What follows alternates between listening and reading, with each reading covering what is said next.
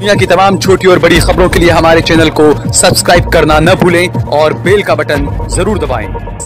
आज हम बात करेंगे देश में और खासकर गुजरात में मौजूद उस काले कानून के बारे में जो राज्य में ना सिर्फ हिंदू मुसलमानों के दरमियान खाई बढ़ा रहा है, बल्कि जो अफसर बिरादरी है उस पर भी जो है वो उगाही करने के कई गंभीर आरोप लग रहे हैं इस कानून के तहत।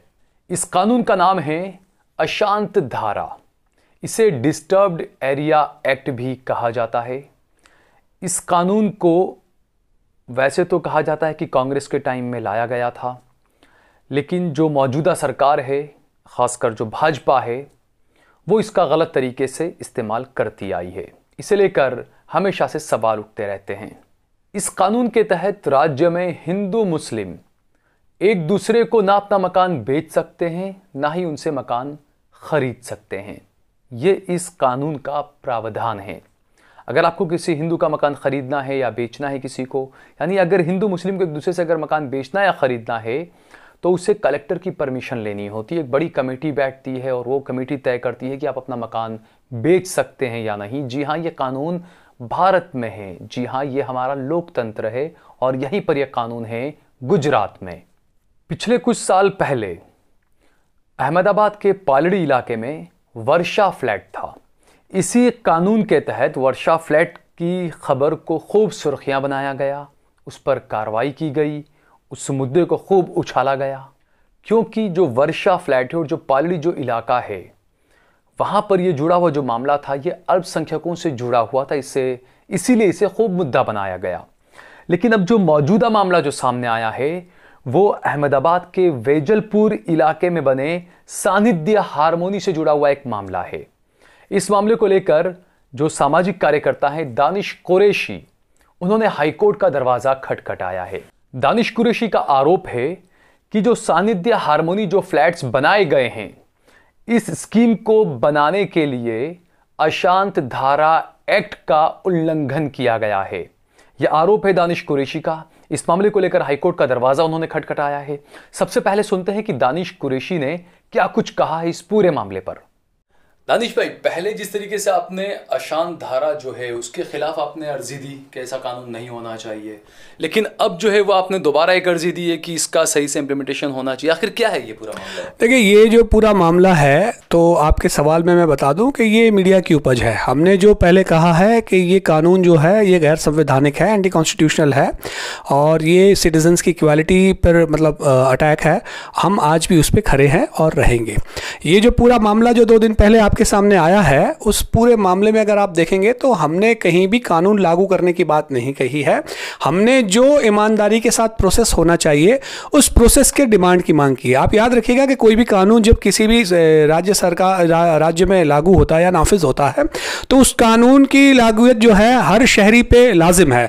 मतलब ऐसा नहीं है कि अगर मैंने कोई उस कानून को चैलेंज किया है तो मैं उससे एक्सक्लूडेड हूँ या मैं उससे बाहर हूँ। ऐसा नहीं है कि मुझे अगर कोई प्रॉपर्टी खरीदनी है या बेचनी है तो मुझे उस कानून के एग्जिस्ट करता है तो उसको उसके प्रोसीजर फॉलो नहीं करना है। ऐसा नहीं हो सकता। इस पूरे मामले में मामला ये था कि मकरबा स्थित मकरबा रेलवे क्रॉसिंग के करीब सानिध्य हारमोनी नाम की एक प्रॉपर्टी थी जो डिस्टर्ब एरिया एक्ट में डिमार्क हो गई पिछले साल, और उसमें जो प्रोसेस करके डिप्टी डिस्ट्रिक्ट कलेक्टर को जो परमिशन देनी होती है उसमें फॉल्स एफिडेविट सबमिट किए गए जो उसके फॉर्मेट के मुताबिक कि भाई इस प्रॉपर्टी में कोई लिटिगेशन पेंडिंग नहीं है, जबकि कोर्ट की प्रोसीडिंग्स उसमें पेंडिंग है। एफिडेविट करने वाला जो व्यक्ति था महेंद्र सिंह जे परमार, वो खुद भी उसमें पार्टी है और हर मुद्दत पे उसकी तरफ से वकील जो हैं उसकी नुमाइंदगी कर रहे थे।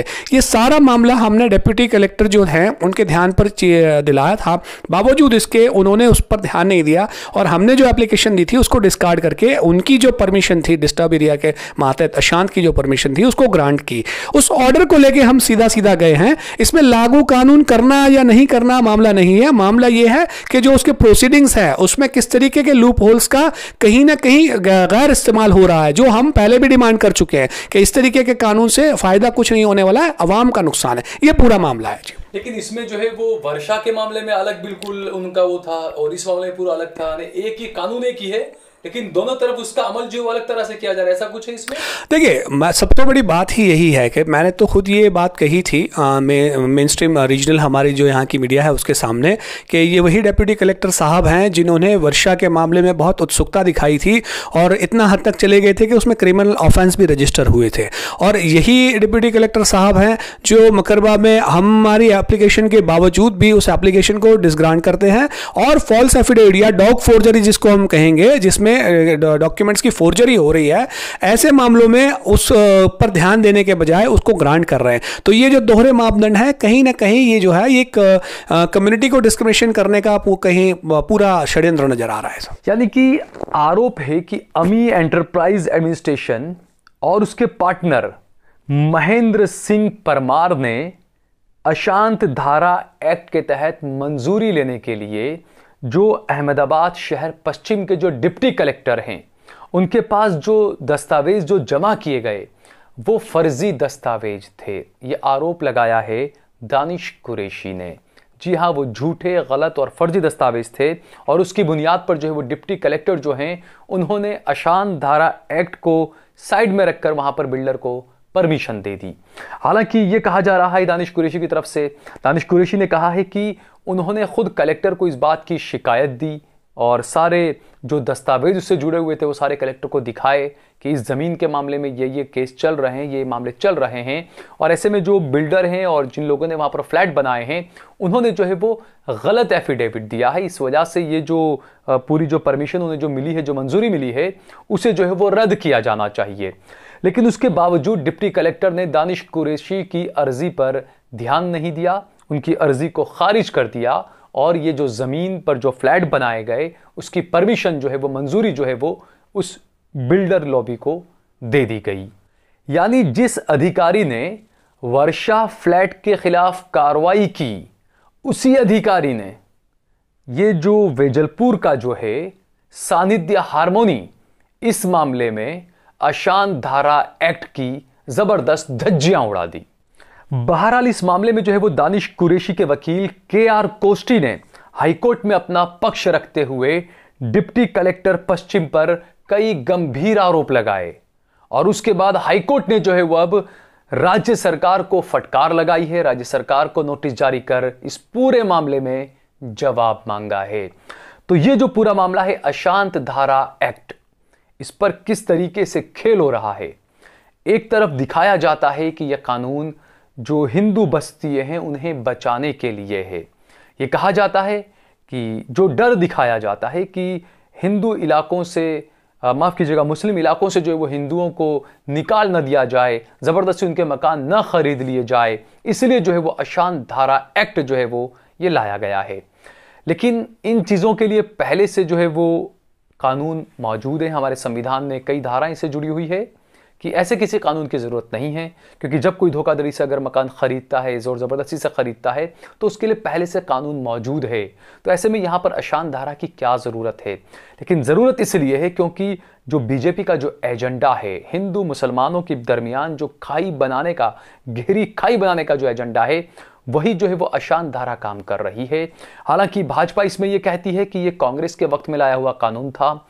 तो मैं भाजपा से ये पूछना चाहूँगा कि जो 370 आपने कश्मीर से हटाई, वो भी कांग्रेस के वक्त ही लाई गई थी, आपने उस धारा को हटा दिया।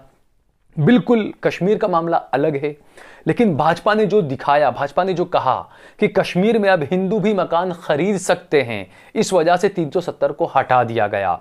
तो मैं ये कहना चाहूँगा कि अगर कांग्रेस ये कानून लेकर आई थी अशांत धारा, आप जहां कश्मीर में हिंदुओं को मकान खरीदने की आज़ादी दिलवा रहे हो, वहीं दूसरी तरफ आप अपने गुजरात में, अहमदाबाद में हिंदू मुसलमानों के दरमियान खाई बढ़ाने का काम कर रहे हो। वहां पर अगर कोई परेशान हिंदू है या परेशान मुसलमान है, वो अपना मकान बेचना चाहता है, उसको पैसों की अगर ज़रूरत भी होती है, लेकिन अशांत धारा की वजह से वो अपना मकान नहीं बेच पाता है।